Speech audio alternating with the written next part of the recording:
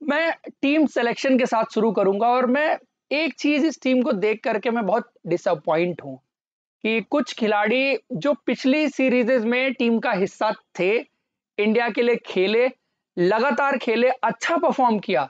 Specially मैं रवि बिश्नोई का mention, क्योंकि देखो वर्ल्ड कप में ना चुना जाना एक यंगस्टर के लिए जो बहुत अच्छा परफॉर्म कर रहा था, और उसको जब भी अपॉर्चुनिटी मिली, इंडिया पाकिस्तान का गेम जब आप दूसरे राउंड में खेले थे एशिया कप में, तो एक बड़ा हाई प्रेशर गेम था और वहां पे उन्होंने जो टेम्परामेंट दिखाया, जिस तरह से परफॉर्मेंस दी, तो उसके बेसिस पर एक चीज तो लग गई थी कि आप रवि बिश्नोई, चलो मान लीजिए कि आप एक्सपीरियंस उनका थोड़ा कम है, आपने अश्विन को उनके ऊपर प्रेफरेंस दे दी जब आप टी20 वर्ल्ड कप में गए, लेकिन यार टी20 वर्ल्ड कप के बाद भी आप रवि बिश्नोई को कंसीडर नहीं करेंगे, ये क्या चीज है? ये मतलब आपने इससे पहले भी कुछ खिलाड़ियों के साथ किया। होता क्या है ना कि आप जब यंगस्टर को रिवॉर्ड नहीं करते उसकी परफॉर्मेंस के लिए, तो देखो कुछ तो होते हैं कि जो लड़ते रहते हैं और फाइट करके दोबारा वापस आते हैं और स्ट्रांग होके आते हैं। लेकिन कुछ प्लेयर ऐसे भी होते हैं यार, जो जब आप उनको इग्नोर करते हैं, नेग्लेक्ट करते हैं, तो कई बार वो खो भी जाते हैं। जैसे कुलदीप यादव के बारे में भी आप इसी तरह से देख सकते हैं कि बीच में ऐसा लगा कि कहीं खो से गए थे। हालांकि Ravi Bishnoi is a fighter kind of player, no bounce back वो जरूर करेंगे, लेकिन इंडियन सेलेक्टर्स को एक बार सोचना चाहिए कम से कम, आप जब प्लेयर सेलेक्ट कर रहे हैं। अब देखो क्या है कि चहल और कुलदीप की जोड़ी मान लिया आपको बनानी है, तो आप यार उसको वनडे में खिलाओ ना पहले। आप अभी तक वनडे में दोनों को साथ खिला नहीं पाए, आप टी20 में जबरदस्ती उनको घुसाने की कोशिश कर रहे हो। आप देखो ना कि मॉडर्न डे टी20 क्रिकेट की डिमांड क्या है, किस तरह के लेग स्पिनर्स ज्यादा सक्सेसफुल हो रहे हैं।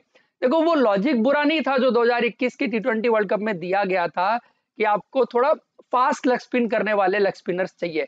ये फैक्ट है, ये ट्रेंड है। आप आईपीएल उठा के देख लो, आप बाकी टूर्नामेंट्स देख लो, आपको सक्सेसफुल स्पिनर्स दिख रहे हैं। आप राशिद खान को देखते हैं, उसके अलावा भी बहुत सारे जितने भी दिख रहे हैं, तो ये एक ट्रेंड है और आपको कई बार ट्रेंड के साथ चलना पड़ता है। और Ravi Bishnoi on the basis of skill अगर केवल कहेंगे तो शायद हो सकता है कि आपको लगे कि वो उतने टैलेंटेड लेग स्पिनर नहीं है, बट एक परफॉर्मेंस भी चीज है, एक टेम्परामेंट भी चीज है, ये एक यंगस्टर है और आगे इंप्रूव भी करेगा। ऐसा नहीं है कि उसने इंप्रूव नहीं किया।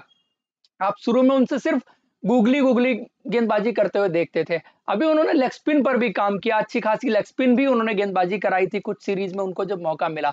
सो पॉइंट ये है कि जब आप किसी खिलाड़ी को मौका देंगे तभी वो खुद को प्रूव करेगा ना। जब आप किसी को मौका ही नहीं देंगे तो फिर तो बात ही खत्म होगी ना सारी। आपने वो डिबेट ही खत्म कर दी कि रवि बिश्नोई आकर के किस तरह से परफॉर्म करेंगे। और एक वक्त पर होना तो ये था कि ये युजवेंद्र चहल वर्सेस रवि बिश्नोई होना था आगे आने वाले टाइम में, लेकिन आपने अब रवि बिश्नोई को बाहर ही कर दिया, तो अब युजवेंद्र चहल आपके पास ऑप्शन।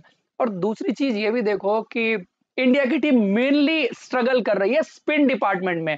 भाई आपका जो वर्ल्ड कप का कैंपेन डिरेल हुआ या जिसमें आप जहां पीछे दिखे, वो थी आपकी स्पिन गेंदबाजी। अब वजह जो भी हो कि आप चहल को ले गए, आपने खिलाया नहीं, ये रोहित शर्मा और राहुल द्रविड़ इस बात का जवाब जरूर दें कि वो क्या लॉजिक था, एक्सेप्ट आर अश्विन की जो एडिशनल बैटिंग थी उसके अलावा और क्या लॉजिक था कि आपने यजुवेंद्र चहल को किसी भी स्टेज पर खिलाना जरूरी नहीं समझा। भाई मतलब किसी स्टेज पर तो लग सकता था कि यार आज विकेट यजवेंद्र चहल के मतलब की उनको खिलाया जा सकता है। अदरवाइज तो देखो मुझे कुछ लगता नहीं कि आप आर अश्विन की तरफ गए, तो बस यही था कि आपको एडिशनल थोड़ी सी बल्लेबाजी, और जब विकेट बेटर हो गई थी तो फिर खिला लेते।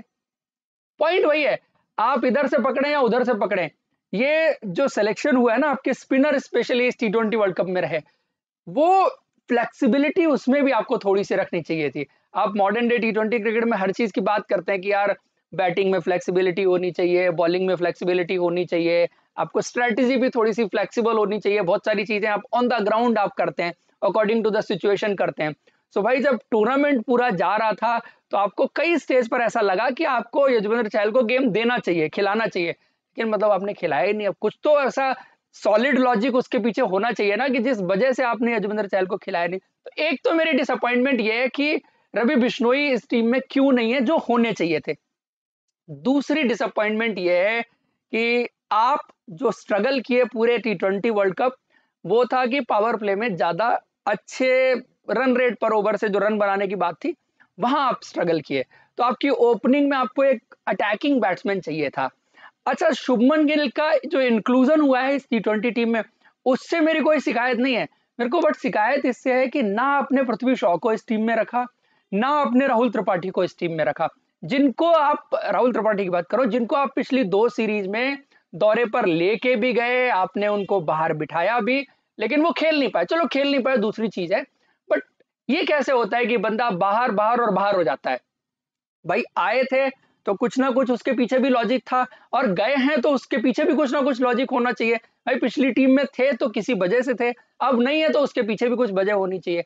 एक तो ना ये जो सेलेक्टर्स की प्रेस कॉन्फ्रेंस नहीं होती और कोई पूछता नहीं है कि यार राहुल त्रिपाठी क्यों बाहर हो गए, यार रवि बिश्नोई क्यों नहीं सेलेक्ट हुए, ये सवाल यार पूछे जाने चाहिए। क्योंकि सेलेक्टर्स क्या है कि अब इसमें ना विजन आपको समझ में नहीं आता। अगर आप शुभमन गिल के बारे में देखें तो वहां तो मैं थोड़ा सा अपना लॉजिक लगा के अपनी रीजनिंग से समझ सकता हूं कि शायद आप शुभमन गिल को सिर्फ एज ए ओपनर नहीं, आप at some stage Shubman Gill को 3 नंबर का प्लेयर भी टी20 में सोच सकते हैं। That is just because of कि आपके लिए कभी ना कभी तो ये टाइम आएगा जब विराट कोहली नहीं होंगे टी20 क्रिकेट में खेलने के लिए। तो विराट कोहली जैसा प्लेयर, मतलब वो सॉलिडिटी, शॉट्स मेकिंग एबिलिटी भी है, हालांकि उनके स्ट्राइक रेट को सवाल उठते रहे हैं, बट बीच में एक जो ग्लू वाला बैट्समैन होता है, तो आप विराट कोहली का रिप्लेसमेंट कह लो या जो भी कह लो, उस तरह से आप शुभमन गिल को शायद शायद देख रहे हो। क्योंकि कैलिबर के हिसाब से तो वही एक प्लेयर दिखते हैं जो, मतलब ये कोई कंपैरिजन नहीं है विराट कोहली और शुभमन गिल का, बट पोटेंशियली आप देखते हैं कि आपको जो एक बड़ा प्लेयर जा रहा होता है उसकी परछाई भर भी सही आपको मिल जाए, तो वो उस तरह से आप देखने की बात है। तो इसलिए शायद आप 3 नंबर पर Shubman Gill, Virat Kohli kind of batting कर सकते हैं, जो इन बिटवीन जो है रोटेशन ऑफ स्ट्राइक और एक आधा चौका बाउंड्री, जो गेम विराट कोहली खेलते हैं, और उस तरह के वजह से आप हो सकता है शुभमन गिल को आप यहाँ पे ले गए, वो तो रीजनिंग सही है।